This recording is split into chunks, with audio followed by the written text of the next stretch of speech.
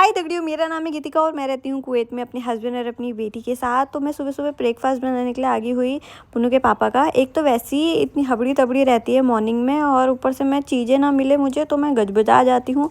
ये चाय छन्नी ही नहीं मिल रही थी, फाइनली मिल गई थी लास्ट में। आज मैं पुन्नू के पापा के लिए बना रही थी अंडा ब्रेड, क्योंकि यही सबसे ईजी रहता है फटाफट बनाने में। और साथ में मैंने चाय भी रख दी हुई। बिना चाह के तो पुन्नू के पापा की नींद नहीं खुलती, फिर चाहे वो नहा के क्यों ना बैठ जाए।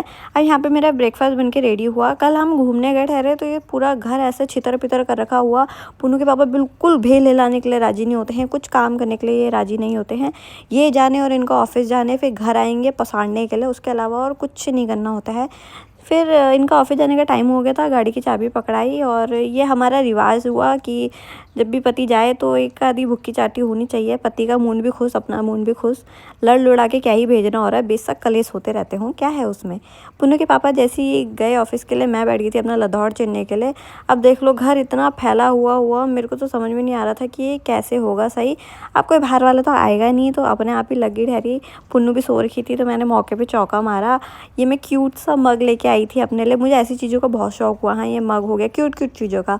ये जेरी भी मैं बचपन में बहुत खाती थी, मुझे डब्बा मिला, मैं एक डब्बा अपने लिए और ले आई। अब दाल वाल रखने के लिए डब्बे चाहिए थे। और ये बर्तन तो इतने हो जाते हैं, गिनती के हम 3 जने, पर बर्तन इतने हो जाते हैं कि जूनों को बड़ा वाला पैकेट लाना हुआ मेरे को। ये मांस की दाल लौटा रही थी मैं, वैसे बड़े बनाने के काम आती है और दाल ये किसी काम नहीं आती है।